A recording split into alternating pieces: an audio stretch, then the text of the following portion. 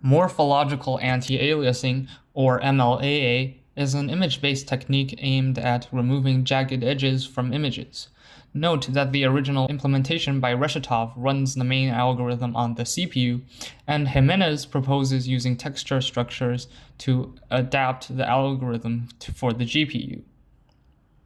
Now, MLAA analyzes certain patterns in an image and blurs aliasing. This is one of the reasons why it is so flexible. It is independent of the rendering pipeline and can be implemented in a single post-processing kernel. Using a color-based approach can properly anti-alias shading and specular highlights.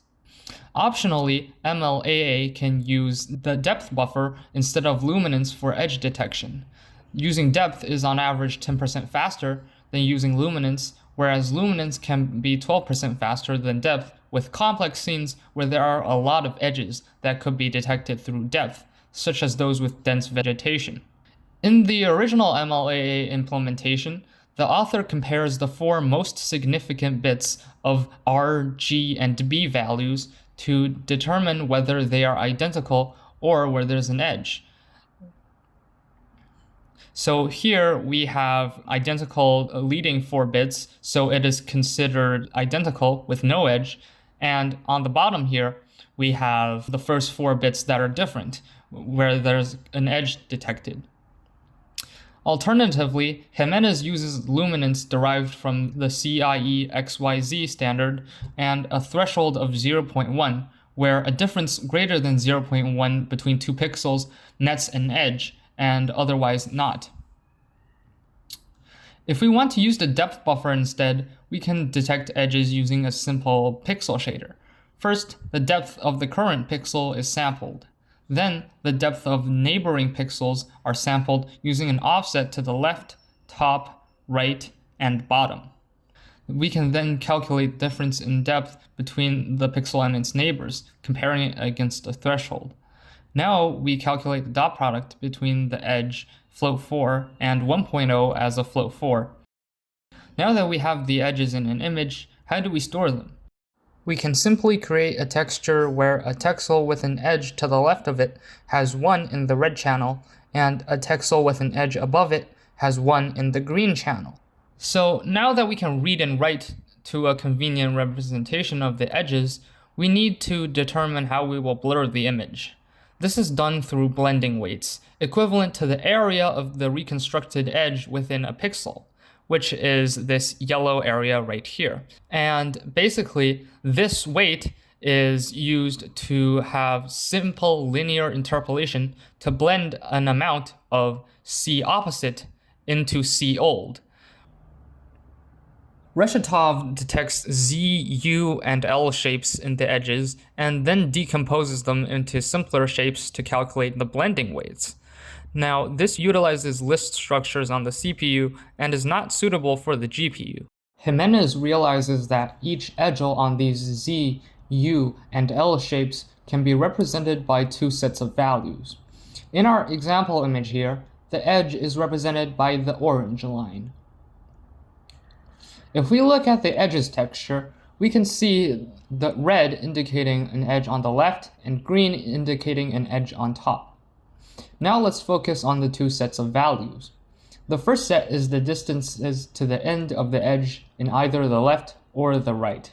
The second set is where the crossing edges, aka the other edges that are perpendicular to the current edge, lie with respect to the pixel. This means that we can identify 16 possible patterns. For ease of notation, we can associate each of these with a number and have bits that indicate if there is a crossing edge in that particular position. For example, the Z-shape on screen has crossing edges in positions 2 and 4, so the second and third digit is set to 1. Here we can see all the possible combinations and their corresponding representations. If we have an edge like so, we can generate the corresponding edges texture. Here are the patterns for the L shapes, denoted by 1 crossing edge perpendicular to the main edge, so 3 zeros, 1, 1. In any shape detected and any edgel on the main edge, we can get the number of pixels to the left and right of the edgel. If we sum the left, right, and 1 for the edgel itself, we get a distance d spanning the main edge. The orange line and the pixel for the edgel defines a triangle, which is the estimated coverage for the north pixel that we are trying to calculate. For L shapes, we return 0 for both pixels sharing an edgel if the distance to the left end of the edge is greater than the distance to the right end of the edge. This is represented by the area on the right side of the edgel, where the orange line perfectly coincides with our edge and thus has no coverage area. In this case, since the edge is odd length, there should exist an area for both sides of an edge if this was a Z shape. But since it's an L shape, a check in the code returns 0 for the coverage area for the pixel on the south. Something very important to notice is that Jimenez's implementation doesn't take the length of the crossing edges into account as a simplification. Therefore, if the crossing edge is 2 pixels longer, we are still calculating the coverage area indicated by the blue triangle, which assumes that the crossing edge is 0.5 pixels long. U-shapes are shapes with 2 crossing edges on one side, aka shapes with 2 ones separated by a 0. In this case, the length of the edge is even, so there only exists an area for the pixel south of the edge. So we basically just have to calculate the area of the blue triangle. As before, we are simply calculating the coverage area based on a pattern and the distance to the left and right of the edge, and the lengths of the crossing edges are assumed to be 0.5. However, Jimenez also provides a smoothness value that interpolates between the orange V shape and half of the square root of 2 times itself based on the length of the edge. This is designed to prevent displaying really sharp V shapes. Z shapes have 2 crossing edges, one on each side. This is denoted by 2 zeros or 2 ones grouped in the center. In this case, we have a Z shape with an edge with odd length. Therefore, there are 2 triangles, one for the coverage area of the north pixel and one for the coverage area of the south pixel. Both of these values are returned. An H shape has 3 crossing edges. They are denoted by a 0 and 3 ones. If an H shape is detected, the process is similar to that of a Z shape. We basically ignore the crossing edge with other crossing edges on both sides of it and treat the resulting shape as a Z shape. Since we are dealing with an edgel constrained by a line and the pixel border which forms a trapezoid instead of the triangle, we calculate the area of the trapezoid, which is that of the coverage area.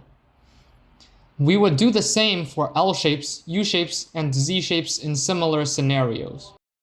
For other shapes where there doesn't appear to be an aliased edge, we just return 0 for both sides of the edge. To speed up the edge search, we can limit the search length. This is effective for preventing hitching when there are long edges detected. We can also use bilinear filtering to get 4 values per fetch. This way, we can get a blended value which we can use to determine whether the current edge ends and be able to determine if there are crossing edges. In essence, we are using one bilinear command given to the TMU in place of 4 commands. The GPU issues less TMU instructions, better utilizing TMU throughput, so the extra calculation is worth it. Also, since bilinear filtering happens on dedicated hardware instead of ALUs, the increased calculations are moderate. Do note that we have to make some accommodations in the code, such as by determining whether the current edge continues by comparing it to 0.8281 to address the case where one of 2 neighboring pixels have an edge and the other does not. We can also create a search texture in conjunction with the bilinear filtering. This is basically just a reverse lookup for each edge activation in the 4 bilinearly sampled pixels. If we look at this piece of code right here, we should note the lack of if statements in this function. Sure, we can have several if-else blocks for intervals of e, but branching harms performance on the GPU, and thus querying a texture is faster. Now, MLAA has some limitations. First, it rounds out different objects. As we can see with the font, the MLAA is making the tip of the G extremely rounded. Another limitation is that MLAA cannot capture subpixel detail. As we can see, MLAA doesn't recreate subpixel patterns that are present in the supersampled images. Next, MLAA doesn't account for edge contrast, and this is apparent when we can see that there are spurious edges in the middle image, compared to the one on the right, which is anti-aliased by SMAA, a more competent technique. Next, MLAA doesn't work for diagonal lines. As we can see in the left image, MLAA doesn't really smooth out the edge a lot compared to SMAA in the middle image. Check out our video on SMAA if you haven't already. Here are the references. Now we get to the fun part, seeing MLAA in action. Now I've rigged together a MLAA implementation in Godot, and you can check out the repository in the description. I highly recommend you guys check it out because I've written a lot of comments there, and in this video we can see that MLAA actually manages to clear up some jagged edges, though this is kind of hidden by video compression.